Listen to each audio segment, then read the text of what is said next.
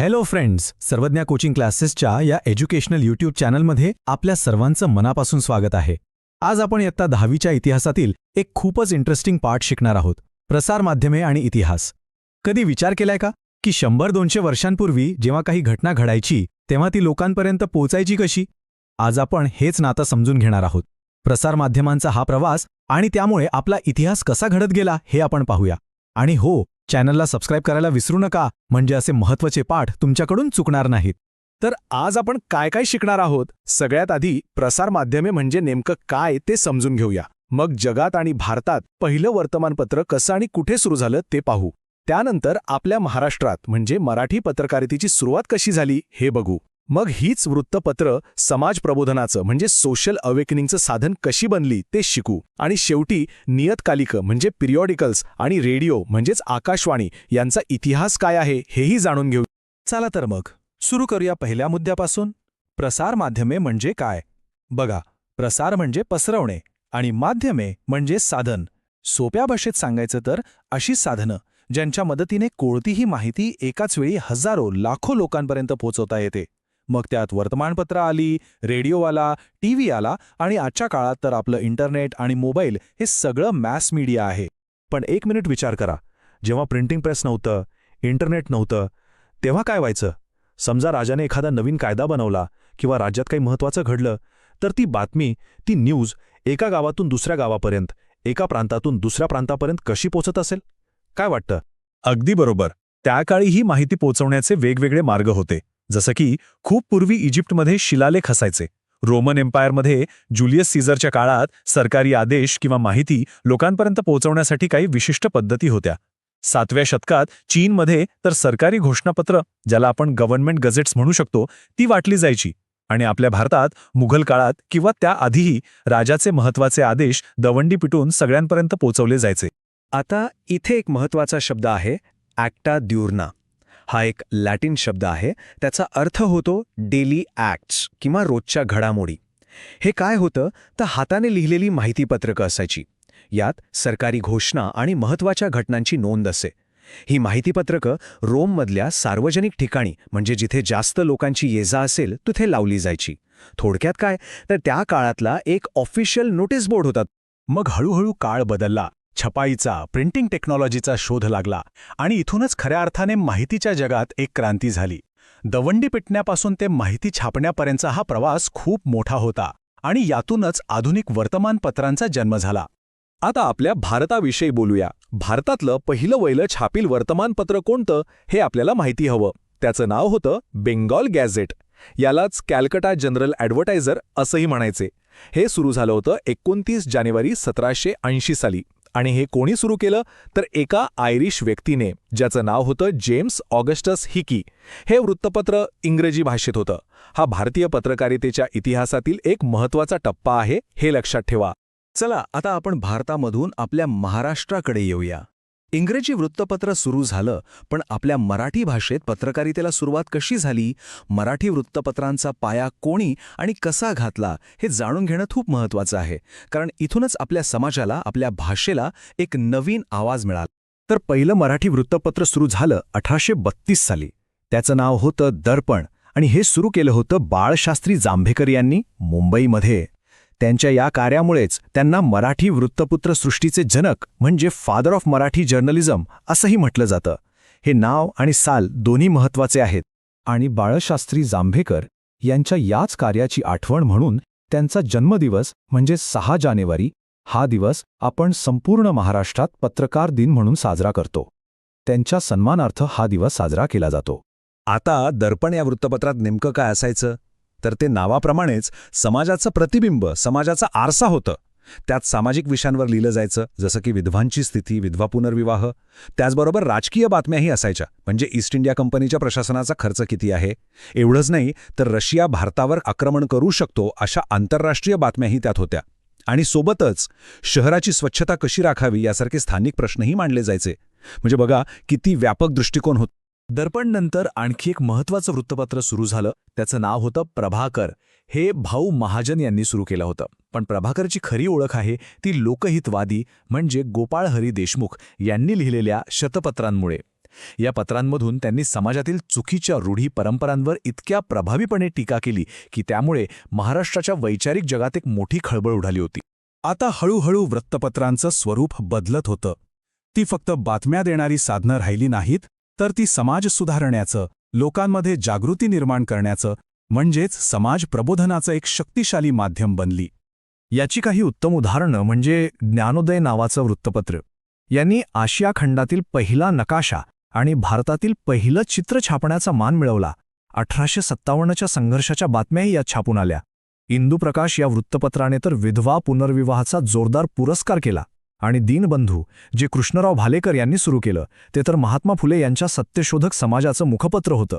या वृत्तपत्राने बहुजन समाजाचे प्रश्न, त्यांच्या व्यथा मोठ्या प्रभावीपणे मांडल्या.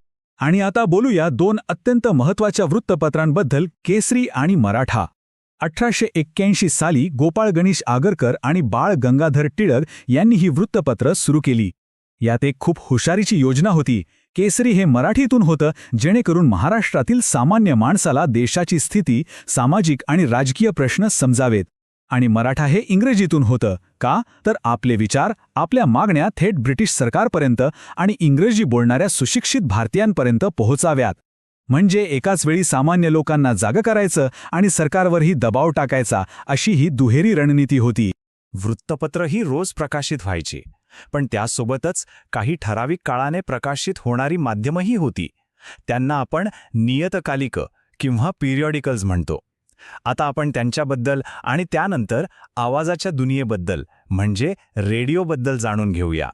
जर तुम्हाला हा भाग आवडत असेल तर नक्की लाईक आणि शेअर करा. तर नियतकालिक म्हणजे काय? जे प्रकाशन ठराविक काळाने नियमितपणे प्रकाशित होतं, जसं की साप्ताहिक, वीकली, पाक्षिक, फोर्टनाईटली, मासिक, मंथली, त्रैमासिक, क्वार्टरली किंवा वार्षिक, ॲन्युअली. बाळशास्त्री जांभेकर यांनीच दिग्दर्शन नावाचं पहिलं मराठी मासिक सुरू केलं होतं. पुढे प्रगती नावाचं एक महत्त्वाचं साप्ताहिक होतं, जे इतिहासशास्त्रावर जास्त लक्ष केंद्रित करायचं. आता येऊया रेडिओकडे. भारतात रेडिओचा प्रवास 1924 साली सुरू झाला.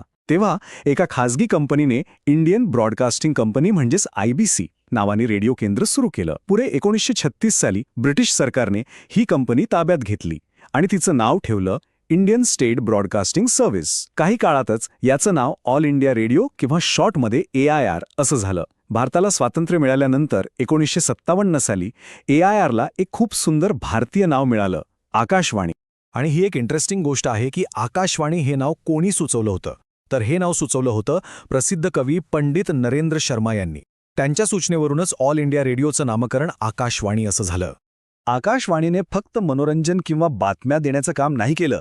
स्वातंत्र्यानंतर देश उभारणीत, नेशन बिल्डिंगमध्ये खूप मोठी भूमिका बजावली. त्यांनी शेतकऱ्यांसाठी, कामगारांसाठी, तरुणांसाठी, महिला आणि मुलांसाठी विशेष कार्यक्रम सुरू केले.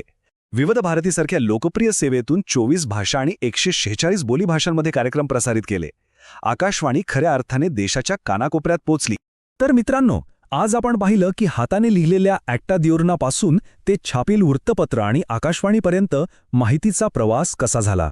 जाता जाता एक प्रश्न तुमच्यासाठी. या संपूर्ण प्रवासाने म्हणजे हाताने लिहिलेल्या नोटीसपासून ते आजच्या डिजिटल न्यूज पोर्टलपर्यंतच्या बदलाने आपला इतिहासाकडे बघण्याचा आणि तो समजून घेण्याचा दृष्टिकोन कसा बदलला आहे, यावर नक्की विचार करा. आजच्यासाठी इतकंच. पुन्हा भेटूया पुढच्या भागात. चॅनलला सबस्क्राईब करून बेल आयकॉन नक्की दाबा, म्हणजे पुढच्या भागाचं नोटिफिकेशन तुम्हाला लगेच मिळेल. हॅलो फ्रेंड्स, सर्वज्ञ कोचिंग क्लासेसच्या या एज्युकेशनल यूट्यूब चॅनलमध्ये आपल्या सर्वांचं मनापासून स्वागत आहे. मी आहे तुमचा हिस्ट्री टीचर आणि आज माझ्यासोबत आहेत. हॅलो स्टुडंट्स, मी पण तुमच्यासोबत आहे. आज आपण इयत्ता 10वीच्या इतिहासाचा एक खूप इंटरेस्टिंग, खूप महत्त्वाचा धडा शिकणार आहोत. धडा 5वा, प्रसार माध्यमे आणि इतिहास, म्हणजेच मॅस मीडिया अँड हिस्ट्री. हा ह्या धड्यावरचा आपला दुसरा आणि शेवटचा लेक्चर आहे. ज्यांनी पहिला लेक्चर पाहिला नसेल त्यांनी तो नक्की बघा. आणि हो, चॅनलला सबस्क्राईब करायला विसरू नका, म्हणजे तुम्हाला आमचे सगळे लेक्चर्स वेळेवर मिळतील. तर आपण रोज न्यूजपेपर वाचतो, टीव्हीवर बातम्या बघतो, मोबाईलवर न्यूज ॲप्स वापरतो, पण ह्या सगळ्याचा आणि इतिहासाचा काय संबंध आहे हेच आपण ह्या धड्यात समजून घेणार आहोत. हो सर, तर आज आपण या लेक्चरमध्ये काय काय शिकणार आहोत ते थोडक्यात पाहूया. सगळ्यात आधी आपण बघू की आपल्या रोजच्या मीडियामध्ये हिस्ट्री कुठे दिसते. त्यानंतर जुनी माध्यमं, फॉर एक्झाम्पल न्यूजपेपर्स आणि रेडिओ म्हणजे आकाशवाणी, यांनी इतिहास कसा जपला आहे ते समजून घेऊ. मग आपण येऊ टेलिव्हिजनकडे, म्हणजे टीव्हीने हिस्ट्रीला कसं जिवंत केलं हे पाहू.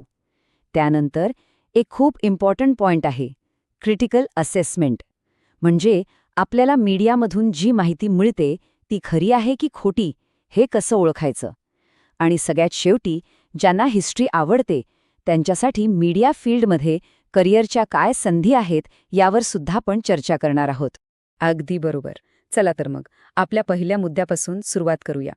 आजच्या माध्यमांमध्ये म्हणजे टुडेज मीडियामध्ये इतिहास कुठे आणि कसा लपलेला असतो हा एक बेसिक प्रश्न आहे. भूतकाळ म्हणजे पास्ट हा नेहमी वर्तमानात म्हणजे प्रेझेंटमध्ये का असतो याचं उत्तर आपल्याला आपल्या आजूबाजूलाच मिळतं. विचार करा, समजा 1914 साली पहिलं महायुद्ध फर्स्ट वर्ल्ड वॉर सुरू झालं, तर 2014 साली म्हणजे बरोबर 100 वर्षांनी सगळ्या न्यूजपेपर्समध्ये पहिल्या पानावर त्याच्या बातम्या काय येतात, का लेख छापून येतात, 100 वर्षांपूर्वीची घटना आज अचानक इतकी रेलेव्हंट, इतकी महत्त्वाची का होते. तुम्हाला काय वाटतं? सर, मला वाटतं की त्या घटनेला 100 वर्ष पूर्ण झाली म्हणून एक मोठं माइलस्टोन आहे तो. एक्झॅक्टली, तुम्ही बरोबर विचार करत आहात. मीडियासाठी हे वर्धापन दिन म्हणजे ॲनिव्हर्सरीज खूप महत्त्वाच्या असतात. एखादी घटना 25, 50, 75, 100 किंवा 150 वर्षांपूर्वी घडली असेल तर मीडिया त्या घटनेला पुन्हा लोकांसमोर आणतं. हो, आणि यामागे खूप महत्वाचा उद्देश असतो, तो म्हणजे कॉन्टेक्स्ट देणं, संदर्भ देणं. म्हणजे त्या घटनेची आठवण करून आजच्या परिस्थितीशी त्याचा संबंध जोडला जातो. फॉर एक्झाम्पल, पहिल्या महायुद्धाच्या चुकांमधून जग काय शिकलं आणि आज जगात तशीच परिस्थिती निर्माण होत आहे का हे लोकांना समजावून सांगितलं जातं. म्हणजे इतिहासातून शिकून वर्तमान काळात चुका टाळता येतात. आता आपण थोडं मागे जाऊया आणि वृत्तपत्र म्हणजे न्यूजपेपर्स आणि आकाशवाणी म्हणजे रेडिओ या पारंपरिक ट्रेडिशनल माध्यमांबद्दल बोलूया. जेव्हा टीव्ही आणि इंटरनेट नव्हतं तेव्हा हीच माध्यमं लोकांपर्यंत माहिती पोचवत होती आणि त्यांनी इतिहासाला जपण्याचं खूप मोठं काम केलं आहे. हो सर, वर्तमानपत्रामध्ये एखाद्या महत्त्वाच्या घटनेला 25 वर्ष पूर्ण झाल्यावर रौप्य महोत्सवी म्हणजे सिल्वर जुबली विशेष पुरवणी किंवा लेख छापून येतात. 50 वर्ष पूर्ण झाली की सुवर्ण महोत्सवी म्हणजे गोल्डन जुबली विशेष कार्यक्रम होतात आणि 100 वर्ष पूर्ण झाली की त्याला शताब्दी म्हणजे सेंटेनरी म्हणतात. या निमित्ताने त्या घटनेवर सखोल माहिती देणारे लेख, इंटरव्ह्यूज आणि विश्लेषण लोकांपर्यंत पोहोचवले जाते. यामुळे नवीन पिढीला त्या इतिहासाबद्दल माहिती मिळते. छान. आता न्यूजपेपर आणि रेडिओ या दोन्ही माध्यमांची पद्धत थोडी वेगळी आहे. न्यूजपेपर म्हणजे छापील माध्यम हे एखाद्या घटनेचं इन डेप्थ ॲनालिसिस करतं म्हणजे सखोल विश्लेषण. त्यात भरपूर माहिती, आकडेवारी, तज्ज्ञांची मतं असतात. पण आकाशवाणी जे एक श्राव्य माध्यम आहे, अॅन ऑडिओ मीडियम, त्याची पद्धत वेगळी आहे. हो, आकाशवाणीवर काय करतात तर ते त्या काळातलं वातावरण पुन्हा निर्माण करण्याचा प्रयत्न करतात. फॉर एक्झाम्पल, 15 ऑगस्ट किंवा 26 जानेवारीला पंडित जवाहरलाल नेहरू किंवा इतर जुन्या पंतप्रधानांची ऐतिहासिक भाषणं ऐकवली जातात. स्वातंत्र्यसैनिकांच्या जुन्या मुलाखती ब्रॉडकास्ट केल्या जातात. यातून फक्त माहिती नाही तर त्या काळातील भावना, तो स्पिरिट लोकांपर्यंत पोहोचतो. वृत्तपत्र आणि रेडिओनंतर तंत्रज्ञानात एक क्रांती झाली आणि ती म्हणजे दूरदर्शन, टेलिव्हिजन. आपण इतिहासाविषयी वाचू शकतो, ऐकू शकतो, पण जेव्हा आपण तो इतिहास आपल्या डोळ्यांनी पाहतो तेव्हा त्याचा इम्पॅक्ट खूप जास्त असतो. सीइंग इज बिलिव्हिंग असं म्हणतात ना, तेच काम दूरदर्शनने केलं. इतिहासाला थेट लोकांच्या घरात, त्यांच्या ड्रॉइंग रूममध्ये आणून ठेवलं. अगदी खरं आहे सर. तुम्हाला आठवते का, जुन्या काळी जेव्हा टीव्हीवर रामायण आणि महाभारत या मालिका लागायच्या तेव्हा रस्त्यावर अक्षरशः शुकशुकाट असायचा. लोक सगळी कामं सोडून टीव्हीसमोर बसायचे. त्याचप्रमाणे राजा शिवछत्रपती ही मालिका असेल किंवा श्याम बेनेगल यांनी दिग्दर्शित केलेली भारत एक खोज ही मालिका असेल, या मालिकांनी करोडो लोकांना आपल्या इतिहासाची आणि संस्कृतीची ओळख करून दिली. त्या फक्त मनोरंजन नव्हत्या तर एक प्रकारे हिस्ट्री लेसन होत्या. एक्झॅक्टली. या मालिका यशस्वी का झाल्या? कारण त्या फक्त कथा म्हणजे स्टोरी सांगत नव्हत्या, तर त्या एक संपूर्ण युग आणि एंटायर इरा पुन्हा जिवंत करत होत्या. त्या काळातले लोक कसे कपडे घालायचे, त्यांची वेशभूषा, त्यांची भाषा कशी होती, त्यांचे दागिने, त्यांची शस्त्र, त्यांचे किल्ले, त्यांचे राजवाडे, हे सगळं इतकं डिटेलमध्ये दाखवलं जायचं की बघणाऱ्याला असं वाटायचं की आपण टाईम मशीनमध्ये बसून त्या काळात पोचलो आहोत. आणि हेच या माध्यमाचं खरं सामर्थ्य आहे. सर, भारत एक खोज या मालिकेबद्दल आपण थोडा जास्त बोलूया. ही मालिका खूप स्पेशल आहे. भारताचे पहिले पंतप्रधान पंडित जवाहरलाल नेहरू यांनी तुरुंगात असताना डिस्कव्हरी ऑफ इंडिया नावाचं एक पुस्तक लिहिलं होतं. या पुस्तकावर आधारित ही भारत एक खोज मालिका बनवण्यात आली होती. हो, आणि या मालिकेचं वैशिष्ट्य म्हणजे तिने भारताचं अगदी प्राचीन काळापासून म्हणजे सिंधू संस्कृती, मौर्य साम्राज्य, मुघल काळ आणि तिथून पुढे थेट भारताच्या स्वातंत्र्य लढ्यापर्यंतचा संपूर्ण प्रवास दाखवला. It presented a comprehensive panorama of India's history. या एका मालिकेतून लोकांना आपल्या देशाच्या महान आणि वैविध्यपूर्ण इतिहासाची ओळख झाली. श्याम बेनेगल यांसारख्या महान दिग्दर्शकामुळे हे शक्य झालं. तर मग एक चांगली ऑथेंटिक हिस्टॉरिकल सिरियल बनवणं हे सोपं काम नाही. त्यासाठी खूप मेहनत लागते. सगळ्यात महत्त्वाचं आहे सखोल ऐतिहासिक संशोधन म्हणजे डीप हिस्टॉरिकल रिसर्च. त्यानंतर त्या रिसर्चवर आधारित अचूक पटकथा म्हणजे स्क्रिप्ट रायटिंग. त्या काळातील वातावरण उभं करण्यासाठी आर्ट डिरेक्शन म्हणजे कला दिग्दर्शन खूप महत्त्वाचं असतं. मग येतात पात्र म्हणजे कॅरेक्टर्स. त्यांचं चित्रण अस्सल वाटलं पाहिजे. आणि शेवटी त्या काळातील वेशभूषा म्हणजे कॉस्ट्युम्स आणि लोकांची जीवनशैली लाईफस्टाईल या सगळ्या छोट्या छोट्या गोष्टींवर लक्ष द्यावं लागतं.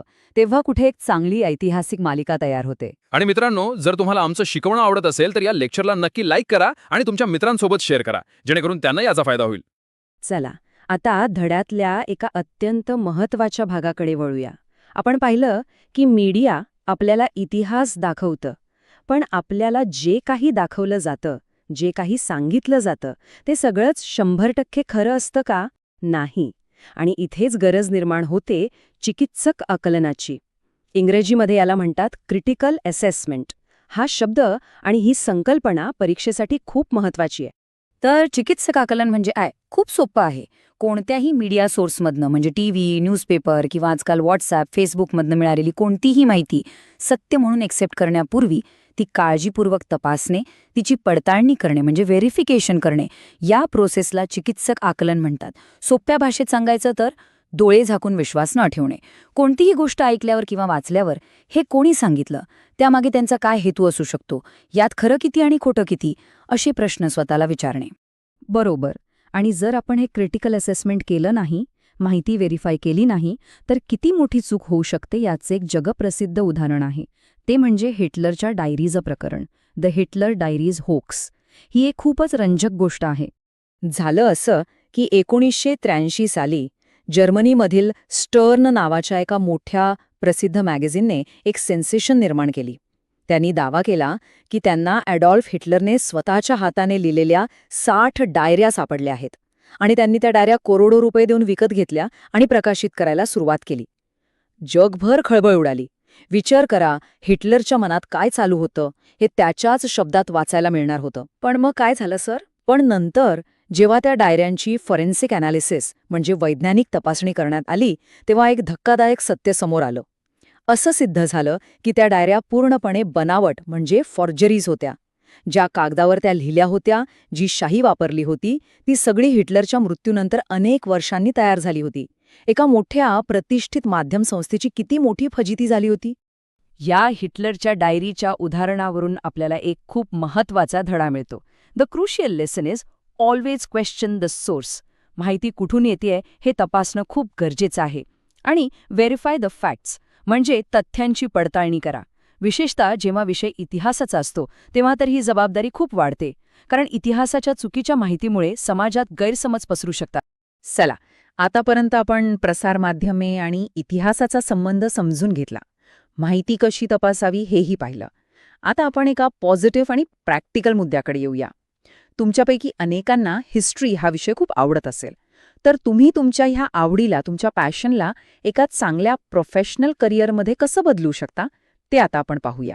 हो, जर तुमचं इतिहासावर प्रभुत्व असेल, इफ यू मास्टर हिस्ट्री, तर मीडिया इंडस्ट्रीमध्ये तुमच्यासाठी अनेक दरवाजे उघडे आहेत.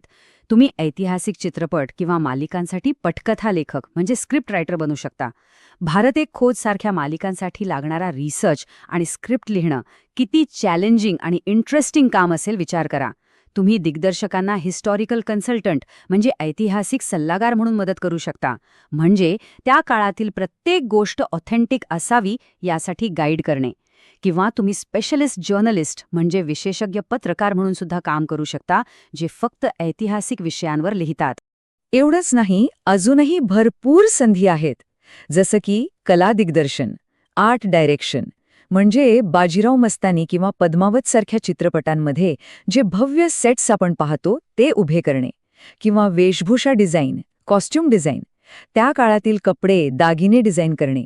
या दोन्ही कामांसाठी इतिहासाची सखोल जाण असणं खूप आवश्यक आहे. आणि हो, discovery, national geographic, history TV 18 यांसारख्या चॅनल्ससाठी डॉक्युमेंटरीज म्हणजे माहितीपट बनवण्यासाठी सुद्धा हिस्ट्रीच्या जाणकारांची खूप गरज असते. त्यामुळे जर तुम्हाला इतिहास आवडत असेल तर हे क्षेत्र तुमच्यासाठी नक्कीच खूप चांगलं आहे. तर विद्यार्थ्यांनो, आज आपण प्रसार माध्यमे आणि इतिहास हा धडा पूर्ण केला. आपण पाहिलं की इतिहास फक्त पुस्तकांमध्ये नसतो, तो आपल्या रोजच्या वर्तमानपत्रात, रेडिओवर आणि टीव्हीवर सुद्धा जिवंत असतो. आपण क्रिटिकल असेसमेंटचं महत्त्व पाहिलं आणि करिअरच्या संधींबद्दलही बोललो. जाता जाता तुमच्यासाठी एक प्रश्न आहे, विचार करायला लावणारा. तुम्हाला काय वाटतं, आपल्या महान भारतीय इतिहासातील अशी कोणती व्यक्ती किंवा कोणती घटना आहे जी अजून लोकांपर्यंत पोहोचलेली नाही आणि ज्यावर आज एक मोठी भारत एक खोज सारखी प्रभावी टीव्ही मालिका बनायला हवी? नक्की विचार करा आणि तुमचं उत्तर कमेंट्समध्ये लिहा, आम्हाला वाचायला आवडेल. तर आजच्यासाठी एवढंच. ज्यांनी अजूनही चॅनलला सबस्क्राईब केलं नसेल त्यांनी नक्की सबस्क्राईब करा आणि बेल आयकॉन दाबा, म्हणजे पुढचं लेक्चर मिस होणार नाही.